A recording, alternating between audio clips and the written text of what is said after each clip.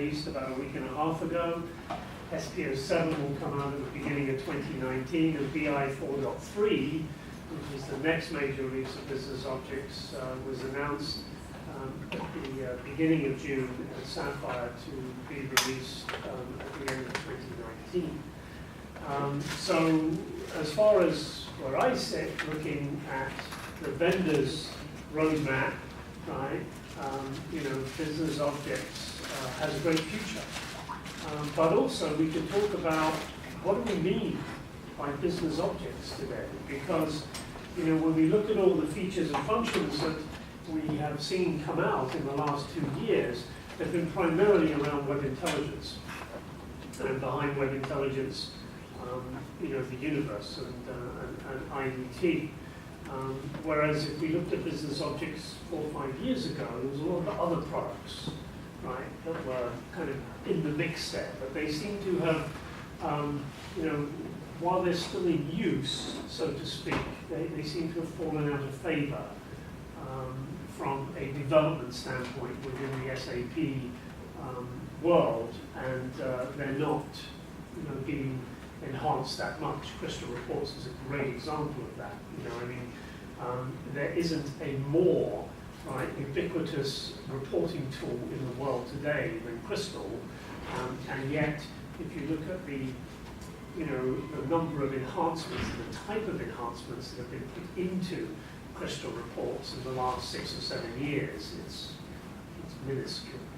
Meanwhile, SAP has been endeavoring to create a new version of Crystal Reports called Crystal Reports Enterprise, which really has fallen by the wayside in terms of it's gone off on a tangent of its own, and not many people are using it, and it doesn't matter if they add enhancements to it, because nobody's going to use it anyway, right?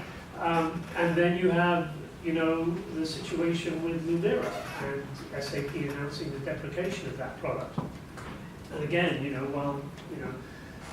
why deprecate it? Well, because they now have SAP Analytics Cloud, their new, analytics platform of choice, which they now want to promote out there as well. So, meanwhile, you've got, huge organizations like Intel, where something, if I remember correctly, about 22% of their hundreds of thousands of users use Live Office, and they use it every single day, and it's absolutely critical to their environment there. Those of you who don't know what Live Office is basically like Business Objects sitting behind Microsoft Office, right? And they're using it with Excel, and so I can tell you for a fact that I happen to know that the only reason that product runs from 2016 today is because of Intel, right?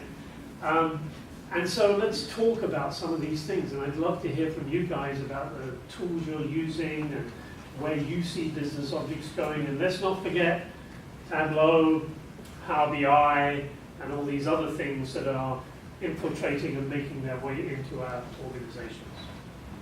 It's yours. Well, I think you said it all already. I mean, if you go back all the way to the inception of Business Objects, it has always been about the universe and the primary reporting tool of the time.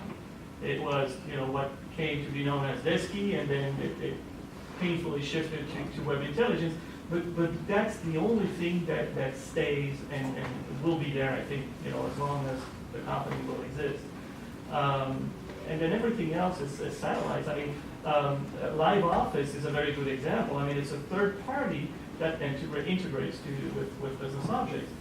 But all the attempts to create other products from Business Objects or SAP never really took off, because we're trying to replace something that was successful that was already there. JF, I looked at things like when they introduced like the Live Office connectivity and things like that. There's truly a business opportunity to try to pull in the finance and all those other kind of departments. Whereas to me sometimes today,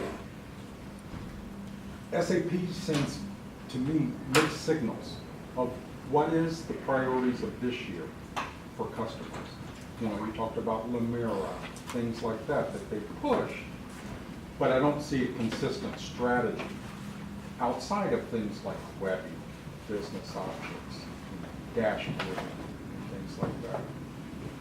And from a customer perspective, that's what I often wonder, because I hear from them that says we don't see a strategy Right. long term. And the problem is maybe precisely the push versus the pull. I mean, again, Live Office is a perfect example. I mean, the need was there, and so they were pulled into creating Business Square, which became Live Office. Lumira, that was their initiative, and they decided it would be good for the customers, and the customers disagreed.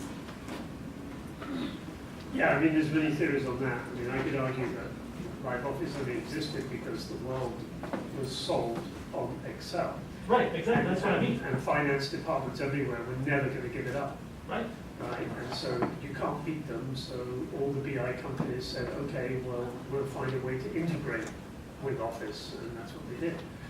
And to your point, you know, as far as if you look at any kind of financial consolidation, budgeting, forecasting application in the market today, it's just Excel on steroids.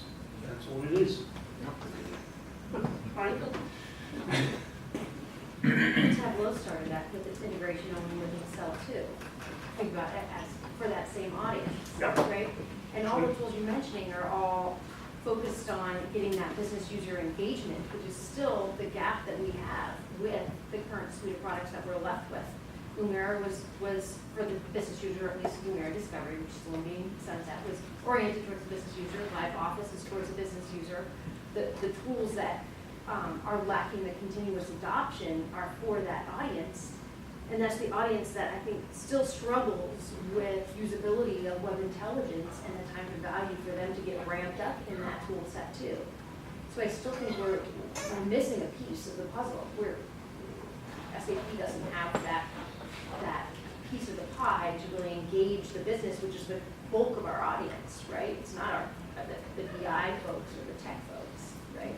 I think a lot of the problem doesn't really have to do with the tool. I think it has to do with the data. I think everywhere I've been and I know that we're all of us, I know we're trying to do it, I know you guys are trying to do it to make our universes easy and everything simple so that it truly is like that drag and drop kind of thing, and it should work, you know, but in that world, you have to have like a nice cube of data that's all, you know, a nice little universe, and that's not real life, unfortunately, right? So I think our challenge is, again, I don't really think the problem is the tool. I think Webby's a great tool. If your data is structured in a way that it's easy for the end users to get it and have it match all the time, you'll always be the same set. So just my 2 cents. What about people's, you know, what are you seeing out there in your own organizations in terms of continued use of business objects and Webby, ongoing user adoption? I mean, where would you see it in 2 years, 3 years, 5 years' time? I would hope that at least in my world, in Fixo's world, and we're working very hard at trying to get our data warehouse where it needs to be and to have simplicity. And I would like to see our business users creating their own queries in Webby. I mean, I think that there's still a place for BI and we could do more complicated stuff, but I really hope that we're at a point where they can be utilizing the tool. I mean, and we're also looking at potentially other dashboarding tools, but again, I would like to see us use Webby. I mean, I know that's the direction SAP wants to go, and I would like to, you know, again, that's not something I would expect the business users to do, but, you know. Well, let me throw a curveball out there because having spent 20 plus years roaming around the business object community, I can tell you for a fact, 80% of the deployments I've seen of web intelligence are operational reporting and not business intelligence. And to some degree, that has now become the success of web intelligence because it is so integrated into, you know, the operational infrastructure of organizations that they can't do without it. Meanwhile, you have Tableaus and the Power BIs, you know, and the click sensors of this view coming up, and they're not focusing on the reporting at all. They're focusing on the data exploration, the self-service, data visualization and so forth, and wow, look at this and look at what these people can do. But the people who are really benefiting from those tools are a different audience. They are analysts and power users and people who really know their data.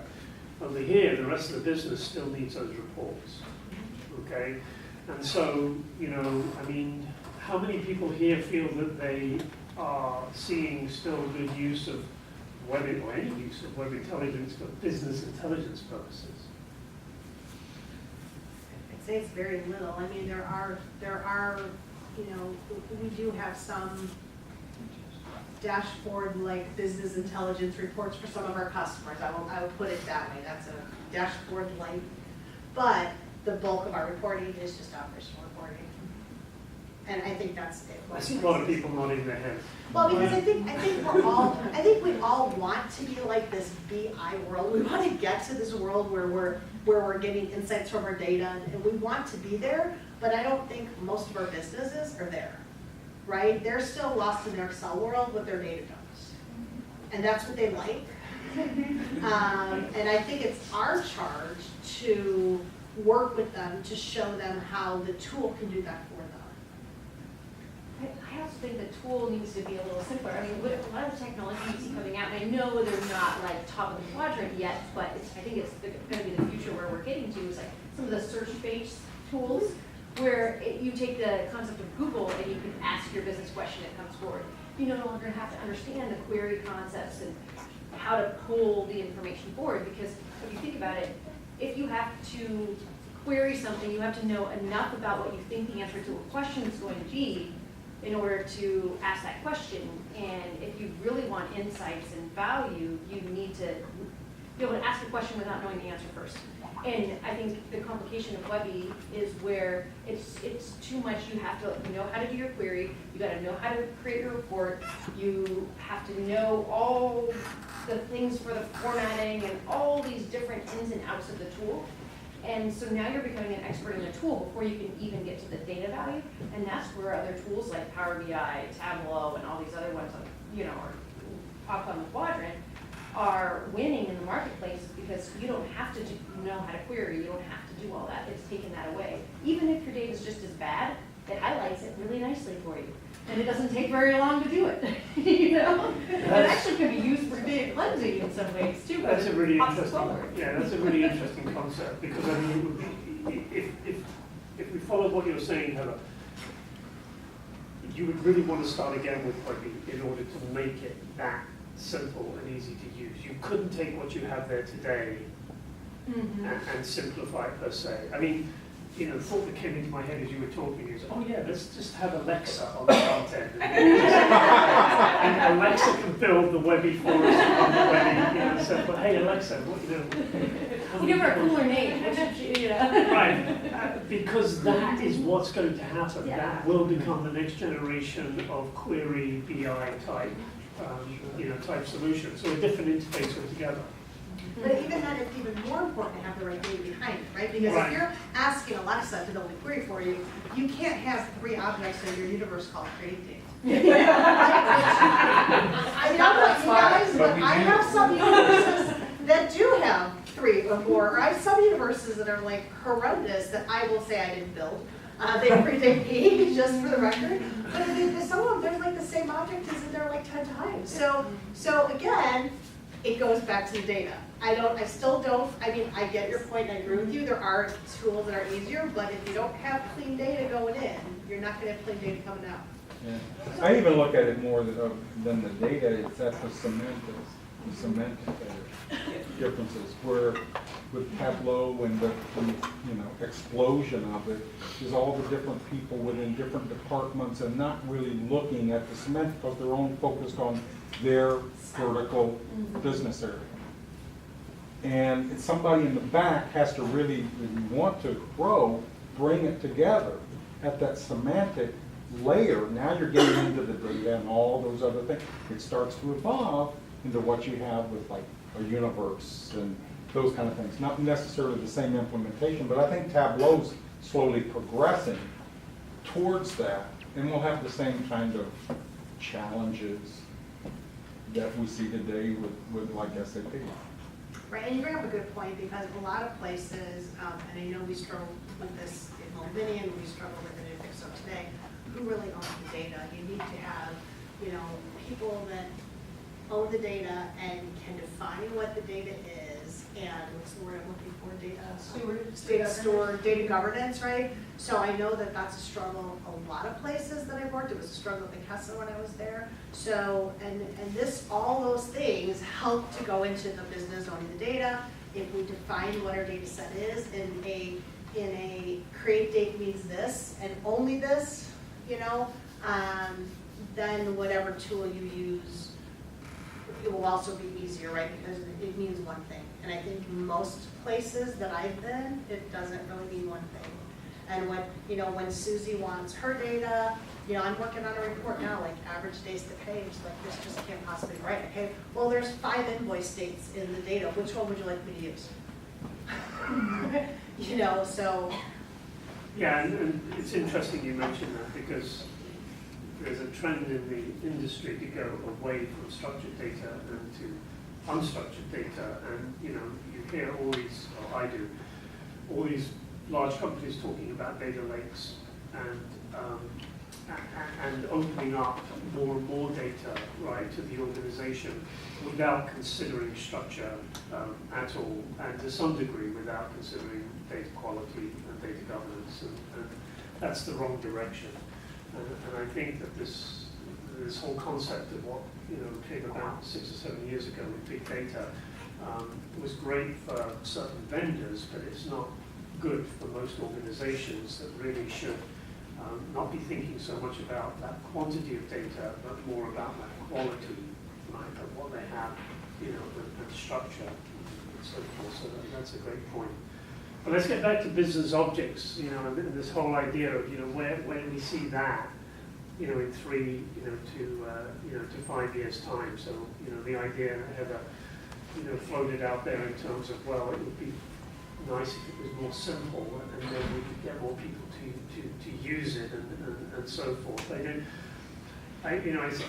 I see SAP, you know, particularly the webby folks in Paris that are looking to try to make it more visual, create HTML5, you know, type of user interfaces, make it so you can create nice looking, you know, dashboard, animated reports, these kinds of things and so forth. But somebody still has to build it. And somebody still has to do that work, and somebody still has to deal with the dates and making sure you've got structured data and so forth. So, you know, that doesn't necessarily push it into the hands of the users still. It still makes it very IT-centric. Well, I think a lot of